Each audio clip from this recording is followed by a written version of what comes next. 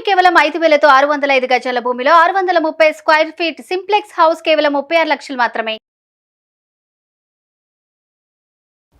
నమస్కారం శశికాంత్ గారు. నమస్కారం. పల్లవి ప్రశాంత్ అనే అతన్ని అంటే big boss title winner 7th సీజన్కి అతను అరెస్ట్ చేయడం జరిగిందండి. 14 days రిమాండ్ కూడా తీసుకోవటం జరిగింది. బెయిల్ వచ్చే అవకాశం ఉంటుందా లేదా అండ్ ఆయన మీద ఉన్నటువంటి అసలు ఏ సెక్షన్స్ వేశారు? ఈ పల్లవి ప్రశాంత్ వాళ్ళ బ్రదర్ కూడా అండి, రాజు, వాళ్ళిద్దరిని కూడా లోపలేస్తాం జరిగింది. నిన్న ఈవినింగ్ అరెస్ట్ చేస్తాం. నిన్న నైటే మాడిపల్లిలో జడ్జి గారి నివాసం దగ్గర తీసుకెళ్ళి ఆయన పర్మిషన్ తోటి లోపలేస్తాం జరిగింది. ఇది ఏంటంటే అండి, బేసిక్గా ఈ కేసు మనం చూస్తే ఇందులో బిగ్ బాస్ సీజన్ 7లో ఇంతకుముందు సీజన్స్లో జరిగిందే ఇందులో కూడా జరిగింది. లోపల బయట జరిగింది, ఇంతకుముందు సీజన్స్లో జరిగిందే ఇక్కడ కూడా జరిగింది. కొంచెం డిఫరెన్స్ జరిగింది. దానివల్ల ఇది పబ్లిక్ మీదకి వెళ్ళిపోయి బస్ అద్దాలు ఈ జనాల మీద పడతాము, అక్కడ చేంజ్ వచ్చింది. మిగతా అంతా as it is Bigg Boss season 1 నుంచి 6 వరకు జరిగింది. మిగతాదంతా యాజ్ ఇట్ ఈజ్. ఇంత ఇప్పుడు ఎలా జనాలు ఆదరించారో అప్పుడు కూడా జనాలు అలా ఆదరించారు. ఈ ఒక్క లాస్ట్ 10% మాత్రం గడబడి జరిగింది, రైట్?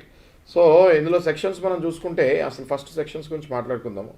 నాగరాజ్ గారు, ఈ మధ్యకాలంలో మనము legal awareness thanks to you and Suman TV, ఈ మధ్యకాలంలో మనము ఈ లీగల్ కంటిన్యూగా చేస్తాం వల్ల చట్టాల మీద అవగాహన కలగాలి, అవసరం కూడాను. చూసారా, ఇవాళ ఈ ఇన్సిడెంట్ జరిగింది కాబట్టి ఇన్సిడెంట్ నుంచి చాలా మందికి ఒక ఇన్ఫర్మేషన్ ఉంటుంది. ఎవరు పడితే వాళ్ళు పొరపాటును కూడా ఎవరినన్నా సరే అరెస్ట్ చేస్తే ఎటువంటి చట్టాలు అంటే మనకి ఏ రైట్స్ ఉంటాయి అనేటువంటి విషయాలు కూడా ఇట్లాంటి విషయాల ద్వారానే తెలుస్తాయి. కరెక్ట్. అది మీరు పట్టుపట్టి సెక్షన్స్తో సహా చెప్పిస్తాం. నేను మిమ్మల్ని అప్రిషియేట్ చేస్తాను నాగరాజు గారు. Thank you sir. మీరు కూడా ఒప్పుకొని ముందుకు వచ్చి ఈ సిరీస్ కంటిన్యూ చేస్తున్నందుకు చేద్దాం సార్, ఇంకా మరెన్నో చేద్దాము. షూర్. సో ఇప్పుడు ఈ సెక్షన్స్ చూస్తే అండి 147, 148, 149, 290, 353, 427 ఇవన్నీ కూడా సెక్షన్స్ మనం ఒకవేళ ఐపీసీ సెక్షన్స్ అండి. ఇవన్నీ సెక్షన్స్ కూడా రిలేటెడ్ టు ఒకటేమో 147, 148, 149 ఈ 3 సెక్షన్స్ ఏమో రైట్స్, అంటే గుంపులుగా వచ్చి కొట్లాడేవేమో ఈ 3 సెక్షన్స్. ఇందులో 147లో ఏమో రైట్స్ అని ఉంది, 148లో మళ్ళీ రైట్స్ విత్ డెడ్లీ వెపన్స్ అని ఉంది, 149లో ఏముంది అంటే unlawful assembly of all the members అంటారు. అంటే అందులో ఉన్న మెంబర్స్ అందరికీ అది అప్లికబుల్ అవుతుంది, రైట్? నేను మళ్ళీ ఈ సెక్షన్కి వస్తాను. ఈ 290, 353 ఇవన్నీ పబ్లిక్ న్యూసెన్స్ కిందకు వస్తుంది. ఓకే, ఈ ఇంకోటి ఏంటంటే 427. ఓకే, సో ఇందులో ఏంటి అంటే బేసిక్గా ఈ 3 సెక్షన్స్ ఏంటంటే పబ్లిక్ న్యూసెన్స్ మరియు పబ్లిక్ సర్వెంట్స్ అంటే పోలీస్. ఇక్కడ పబ్లిక్ సర్వెంట్ ఎవరు? పోలీసే కదా. ఈ పోలీస్ మీద కూడా వెనక్కి తిరగటం జరిగింది కాబట్టి ఈ సెక్షన్స్ వేశారు. 6 సెక్షన్లు, 7 సెక్షన్లు ఇవన్నీ కూడా సీరియస్ సెక్షన్సే. రేపు మర్డర్ అంత సీరియస్ సెక్షన్స్ కావు కానీ బట్ పబ్లిక్ న్యూసెన్స్ కాబట్టి పబ్లిక్ని హాని కాకుండా, పబ్లిక్ ప్రాపర్టీ డ్యామేజ్ కాకుండా ఈ సెక్షన్స్ వేశారు. దానివల్ల అరెస్ట్ చేస్తాం జరిగింది. అయితే మనం వీఆర్ టాకింగ్ అబౌట్ 147, 148, 149 సెక్షన్లో మరి అన్లాఫుల్ అసెంబ్లీలో అందరు ఉన్నారు కదా కంటెస్టెంట్స్. పల్లవి ప్రశాంత్ ఉన్నాడు, అమర్దీప్ ఉన్నాడు, ఆ తర్వాత 3-4 లేడీ కంటెస్టెంట్స్ కూడా ఉన్నారు. ఆ రోజు ఎప్పుడైతే వీళ్ళు మెయిన్ గేట్ నుంచి బయటకు వచ్చారో అందరికీ కూడా వెనక గేట్ నుంచి వెళ్ళమని చెప్తాం జరిగింది. ఒక పల్లవి ప్రశాంత్కే ముందు గేట్ నుంచి వెళ్ళకండి, వెనకాల గేట్ నుంచి వెళ్ళండి అని చెప్తాం కాదు. All the contestants were told, that is from clearly information from the police only. Okay, police ఏం చెప్తాం జరిగిందంటే మీరు అందరూ కూడా ఇటు జనాలు ఉన్నారు, వాళ్ళకి ఏదో ఇన్ఫర్మేషన్ వచ్చింది, గుడ్లు రాళ్ళు ఏదో ఈ రైవలరీలు ఉన్నారు కదా contestants, obviously that is a common reaction. కాబట్టి పోలీస్కి ఏదో ఇన్ఫర్మేషన్ వచ్చింది కాబట్టి ఇటు నుంచి వద్దండి, వెనకాల గేట్ నుంచి వెళ్ళమని చెప్పారు. అయితే అందరూ మళ్ళీ ఫ్రంట్ గేట్ నుంచి వెళ్ళారు. అందులో మళ్ళీ పల్లవి ప్రశాంత్ కూడా ఉన్నాడు.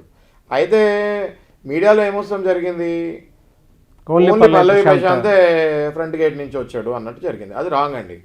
ఓకే, సో పల్లవి ప్రశాంత్ కొద్దో గొప్ప ఆ హైప్లో, ఆ హ్యాపీనెస్లో పోలీస్ మీరు ఇక్కడి నుంచి రాకండి, కార్లో మాట్లాడటం జరిగింది, కార్లో ఇక్కడి నుంచి వెళ్ళిపోండి అంటాము, నేను రైతు బిడ్డని నన్ను ఎలవ్ చేయండి అని అంటాము. ఇట్లాంటివి పల్లవి ప్రశాంత్ కొన్ని వాళ్ళ మాటలు విని వెళ్ళాల్సింది, లా అండ్ ఆర్డర్కి డిస్టర్బెన్స్ కాకుండా. అక్కడ వినలేదు. అందులో చిన్నవి ఉంటాయి, ఆ హ్యాపీనెస్లో, ఆ హైప్లో కొన్ని ఉంటాయి. కానీ అదే పట్టుకొని నువ్వు లా అండ్ ఆర్డర్ని పాడు చేసింది నువ్వు ఒక్కడివే అంటాం తప్పు. నేను ఒప్పుకుంటా, ఏది వీళ్ళు పోలీస్ మాట వినలేదు పల్లవి ప్రశాంత్ అని నేను ఒప్పుకుంటా. కానీ పల్లవి ప్రశాంత్ ఒక్కడే వినలేదా? మిగతా వాళ్ళందరూ విన్నారా? అది కాదు కదా. ఇప్పుడు అక్కడికి వచ్చిన వాళ్ళు కొన్ని 1,00,000 మంది వచ్చారు, అందరూ పల్లవి ప్రశాంత్ ఫ్యాన్స్ అని ఏమైనా రాసి ఉంటుందో వాళ్ళకి? ఉండదు కదా. ఎట్లా మీరు పల్లవి ప్రశాంత్ ఫ్యాన్సే అంటారు? రైట్. సో ఇక్కడ కొంచెం జాప్యం జరిగింది, కొంచెం పార్షాలిటీ జరిగింది. అమర్దీప్ని కూడా లోపల వేస్తుంటే, వాళ్ళతో పాటు ఇంకో 4 కంటెస్టెంట్స్ కూడా లోపల వేస్తుంటే ఇవాళ ఇంత డిస్కషన్ ఉండేది కాదు మనకి. మొత్తం 6 వేస్తుంటే, ఆ రోజు ఎవరైతే బయటకు వచ్చారు మొత్తం 6 లోపల వేస్తుంటే, అరెస్ట్ చేస్తుంటే, ఈ సెక్షన్స్ మొత్తం 6 మీద పెట్టుంటే ఇంత ఇంత చర్చ కూడా ఉండదు. ఇక్కడ ఓన్లీ పల్లవి ప్రశాంత్, వాళ్ళ ఫ్యాన్స్, వాళ్ళ బ్రదరు, ఈ 147, 148 ఇవన్నీ లైన్గా సెక్షన్స్ వేస్తాంతో, అంటే ఇవన్నీ 147, 148, 149 ఏంటంటే గుంపులుగా రైట్స్గా వచ్చి కొట్లాడుకోండి. మరి ఆ గుంపులో అమర్దీప్ ఫ్యాన్స్ లేరా? నవ్వుతారు ఎవరైనా లేరంటే. వేరే వాళ్ళ ఫ్యాన్స్ లేరా? అసలు బిగ్ బాస్ షో ఫ్యాన్స్ లేరా? మరి బిగ్ బాస్ యాజమాన్యం కూడా ఈ సెక్షన్స్ పడాలి కదా, రైట్స్ ఎందుకు పడలేదు? ఇక్కడే అనిపిస్తుంది కామన్ పబ్లిక్కి, రైతు బిడ్డ కదా, పూర్ పర్సన్ కదా, ఇన్ఫ్లుయెన్స్ లేని పర్సన్ కదా, ఏం చేస్తాడు అని వీళ్ళ మీద సెక్షన్స్ వేస్తారు. మరి అదే అమర్దీప్ మీద వేయలేదు, వేరే కొంచెం ఇన్ఫ్లుయెన్స్ కంటెస్టెంట్స్ ఉన్నారు వాళ్ళ మీద వేయలేదు, ఎందుకు? యాజమాన్యం మీద వేయలేదు, అన్నపూర్ణ స్టూడియోస్ యాజమాన్యం మీద వేయలేదు, బిగ్ బాస్ షో యాజమాన్యం మీద వేయలేదు. ఎందుకు వేయలేదు? ఇన్ఫ్లుయెన్స్, సొసైటీలో ఇన్ఫ్లుయెన్స్ ఎంతగా పనిచేస్తుంది అన్నది ఈ కేసులో మళ్ళీ మనకి అర్థమవుతుంది. రైట్. సో పోలీసుని నేను స్ట్రైట్ అడిగేది ఒకటే క్వశ్చన్, మీరు ఇన్ని సెక్షన్స్ వేశారు, అవే సెక్షన్స్ మీరు మిగతా కంటెస్టెంట్స్కి యాజమాన్యం మీద కూడా వేస్తారు, యాజమాన్యం తప్పు కాదా? మొన్న ఈ మధ్య రిలీజ్ అయిన ఎన్టీఆర్, జూనియర్ ఎన్టీఆర్, ప్రభాస్ మూవీస్లో మొత్తం థియేటర్ అంతా కుర్చీలు అన్ని ఇరగొట్టి స్క్రీన్ కూడా చింపేసి రచ్చరచ్చ చేస్తూ జరిగింది. మరి ఆ హీరోల మీద ఈ సెక్షన్స్ వేశారా?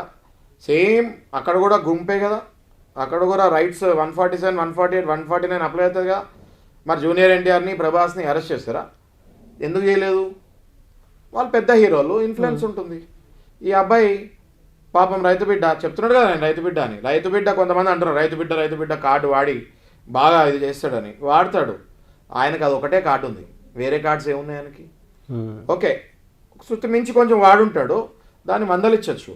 కానీ ఇట్లా అరెస్ట్ చేసి లోపలిస్తాం తప్పు నాగరాజు గారు, నా ప్రకారం, నా ఒపీనియన్ అది. చరిత్రలో ఎక్కడ లేదండి. చరిత్రలో అవును, ఒక 2-3 డేసే అవుతుంది నాకు తెలిసి.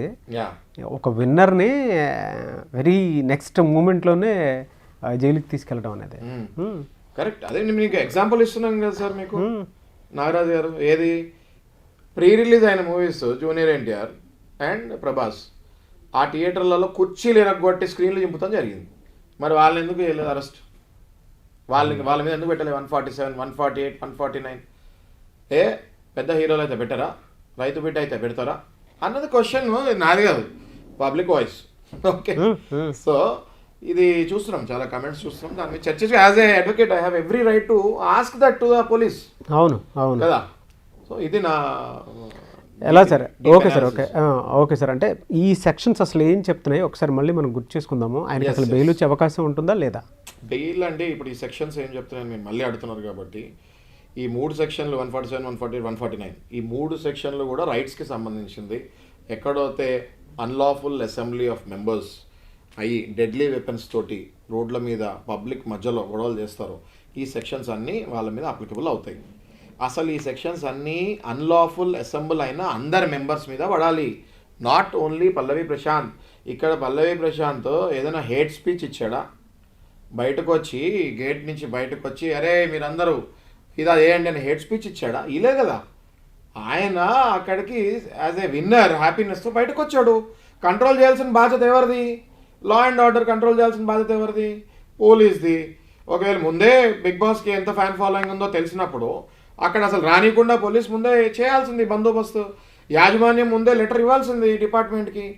ఏది అన్నపూర్ణ స్టూడియోస్ కానివ్వండి, బిగ్ బాస్ యాజమాన్యం కాదండి, 2. ఓకే, లెటర్స్ ఇవ్వాల్సింది. పోలీస్ ముందే దీన్ని ఇమాజిన్ చేసి రావాల్సింది. వీళ్ళందరూ రాకుండా పాపం ఈ అబ్బాయి ఇంతకాలం కష్టపడి ఒక సెలబ్రిటీ స్టేజ్కి వచ్చి తెల్లారే జైల్లో పడతామన్నది చాలా అమానుష్యము అండ్ చాలా బాధగిన విషయం ఇది. డెఫినెట్గా నా సింపతి అయితే చూపిస్తున్నాను. ఇప్పుడు మీరు సెక్షన్స్ అన్నారు, చాలా కరెక్ట్ పాయింట్ ఇది నారాజు గారు. 147, 148, 149, 290, 353, 427, రైట్. ఈ సెక్షన్స్ అన్నీ కూడా బెయిలబుల్ ఉన్నాయి.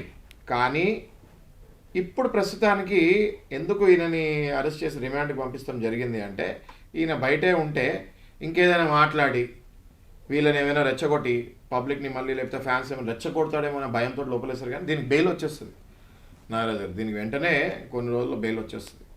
ఓకే, విత్ ఇన్ అవర్స్ తెప్పించుకోవచ్చు. బట్ పోలీస్ వాళ్ళు కొంచెం రెస్ట్రిక్ట్ చేస్తారు దీన్ని.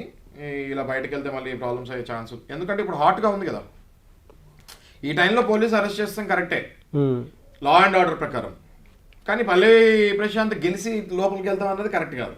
అవును, కాంట్రడిక్టరీ మిగతా స్టేట్మెంట్ contestant మీద రెండు రకాలుగా నేనే ఎందుకు చెప్తున్నా అంటే, ఇప్పుడు ఇప్పుడు చేయి దాటిపోయిందండి. ఓకే, అది ఎప్పుడు చేయాల్సిందో అప్పుడు చేయలేదు, ఇప్పుడు చేయి దాటిపోయింది. కాబట్టి ఈ అబ్బాయి పల్లవి ప్రశాంత్ ఏదైనా ఒక్క మాట మాట్లాడినా బగ్గుమంటది అన్నట్టు లోపల తీసుకున్నారు, కానీ బెయిల్ వస్తుంది. సరే, అంటే నిన్న కాక మొన్న టైటిల్ గెలిచినటువంటి ఒక పర్సన్కే అవర్స్ కూడా గడవని పరిస్థితిలో ఒక అతన్ని అంటే అలాంటి వాళ్ళని తీసుకెళ్లి జైల్లో వేస్తున్నారంటే కామన్ మ్యాన్ పరిస్థితి మరీ దారుణంగా ఉంటుంది.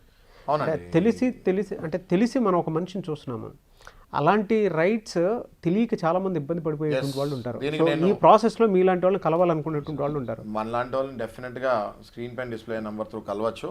అండ్ దీనికి ఇంకోటి నేను చెప్తున్నాను నాగరాజు, ఏదైతే ఇనిషియేషన్ మనం తీసుకున్నామో ఇది రెగ్యులర్గా మనం చేస్తూ పబ్లిక్కి సెక్షన్స్ అవేర్నెస్ ఇస్తే అసలు మనలాంటి వాళ్ళని కలవాల్సిన అవసరమే లేదు. ఈ సెక్షన్స్ ఎపిసోడ్స్ మనం ఏదైతే చేస్తామో ఇది జాగ్రత్తగా గుర్తుపెట్టుకొని పోలీస్ తోటి ఎలా మాట్లాడాలి, అసలు లా అంటే ఏంటి, ఆ సెక్షన్స్ నేర్చుకుంటే కామన్ పబ్లిక్ అసలు వాళ్ళంతా వాళ్ళే ఇంటెలిజెంట్ అవుతారు. అవును అవును. అయినా కూడా ఇప్పుడు యాజ్ ఆఫ్ నౌ ఇట్లాంటి ఇష్యూస్ ఏమైనా ఉంటే మీరు అడిగినట్టు ఎవరైనా ఇబ్బందులు ఉంటే సలహాల గురించి డెఫినెట్గా స్క్రీన్ పైన డిస్ప్లే నెంబర్ త్రూ మనల్ని కాంటాక్ట్ అవ్వచ్చు. Okay sir, thank you so much Shashikanth garu. Thank you.